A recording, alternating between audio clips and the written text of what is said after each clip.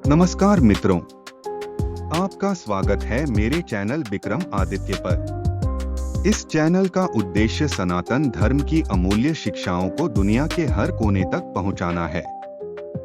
यहाँ हम आपको हमारे शास्त्रों की गूढ़ कहानियाँ, ऋषियों की अमर शिक्षाएं और जीवन को बदलने वाले संदेश सुनाते हैं।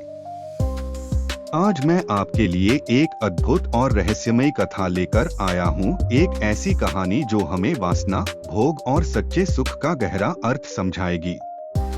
यह है महान राजा ययाति की कथा, एक ऐसे सम्राट की जिसके पास सब कुछ था, फिर भी उसका मन अशांत और असंतुष्ट था।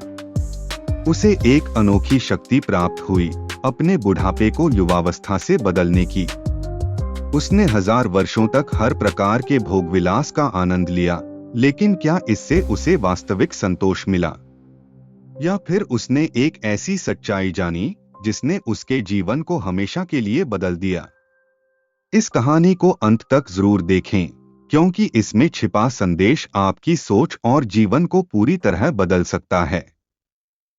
शुरू करने से पहले चैनल को सब्सक्राइब कर लीजिए और बेल आइकन दबाइए ताकि आपको सनातन धर्म की ऐसी ही अमूल्य कहानियां और शिक्षाएं मिलती रहें।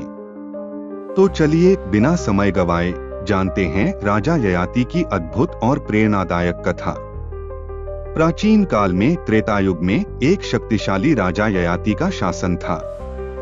वे अत्यंत पराक्रमी और बुद्धिमान थे। ययाति राजा नहुष के पुत्र थे और पांडवों के पूर्वज माने जाते थे। उनका शासनकाल शांति, समृद्धि और उनके राज्य के विस्तार के लिए प्रसिद्ध था, जिससे उन्हें पूरे संसार में सम्मान और प्रशंसा प्राप्त हुई। ययाति का विवाह शुक्राचार्य की प्रिय पुत्री देवयानी से हुआ था। शुक्राचार्य असुरों के गुरु और महान आध्यात्मिक शक्ति वाले ऋषि थे। लेकिन इस शुभ विवाह के बावजूद ययाति का हृदय असंतुष्ट रहा।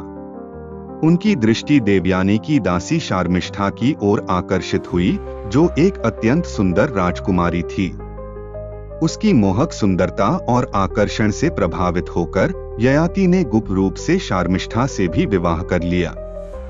जब देवयानी को इस विश्वासघात का पता चला, तो वह अत्यंत दुखी हो गई। आहत होकर वे अपने पिता शुक्राचार्य के पास गईं और न्याय की गुहार लगाई।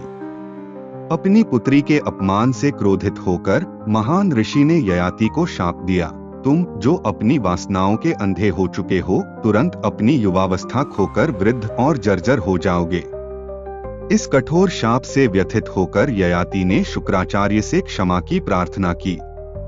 कठोर होने के बावजूद शुक्राचार्य ने कुछ रियायत दी और ययाति को यह अवसर दिया कि वे अपनी वृद्धावस्था अपने किसी पुत्र को देकर उसकी युवावस्था प्राप्त कर सकते हैं।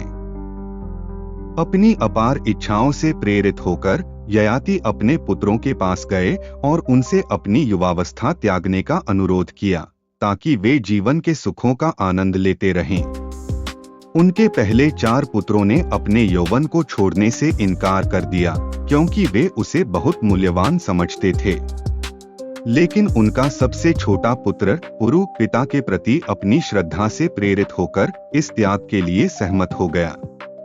ययाति ने पुरु की युवावस्था प्राप्त कर फिर से अपने विलासी जीवन को जारी रखा। 1000 वर्षों तक ययाति ने भोगविलास का भरपूर आनंद लिया, शानदार भोज, भव्य उत्सव और सुंदर स्त्रियों का संग। उन्होंने अपनी किसी भी इच्छा को अधूरा नहीं छोड़ा। लेकिन फिर भी उनके मन में एक गहरी अधूरी प्यास बनी रही। जितना अधिक वे इंद्रियों के सुखों में लिप्त होते गए, उतना ही अधिक वे भीतर से खाली महसूस करने लगे। यह वैसा ही था जैसे आग बुझाने के लिए उसमें घी डाला जाए, आग बुझने के बजाय और अधिक भड़क उठती है।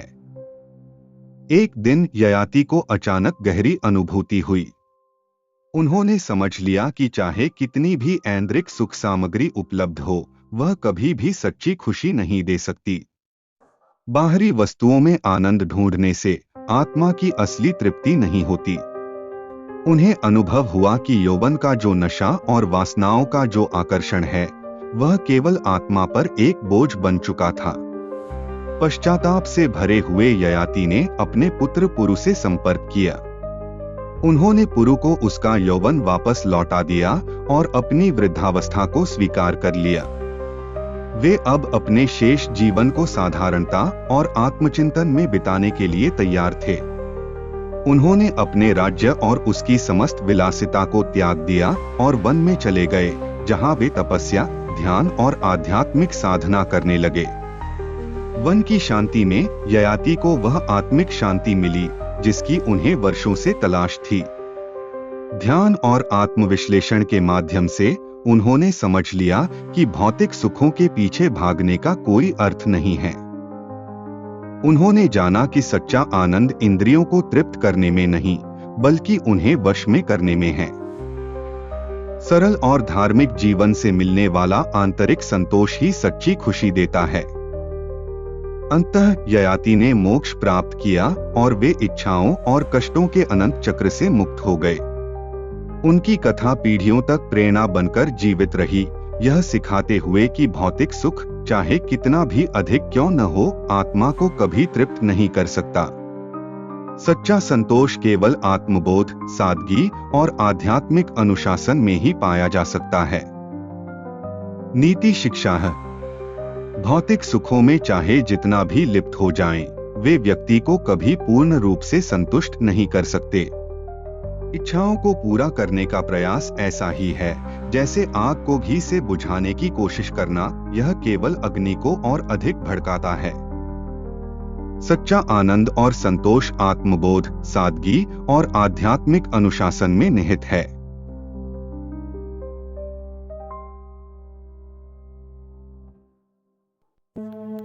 ऐसे और भी भक्ति गीत सुनने के लिए जिनमें भगवान चालीसा, रक्षा कवच, स्तोत्र, मंत्र, स्तुति, ग्रहों के उपाय आदि शामिल हैं, सभी भारतीय देवी देवताओं के भजन सुनने के लिए YouTube पर विक्रम भक्ति सर्च करें, सब्सक्राइब करें और बेल आइकन दबाएं। वहां आपको सभी भारतीय देवी देवताओं के लिए विशेष रूप से बनाई गई अलग अलग प्लेलिस्ट मिलेंगी। आइए इस संसार को फिर से सत्ययुग जैसा बनाएं। आइए हम सब अपने मन और हृदय को पवित्र करें भगवान के पवित्र भजन सुनकर और एक दूसरे के साथ शेयर करके।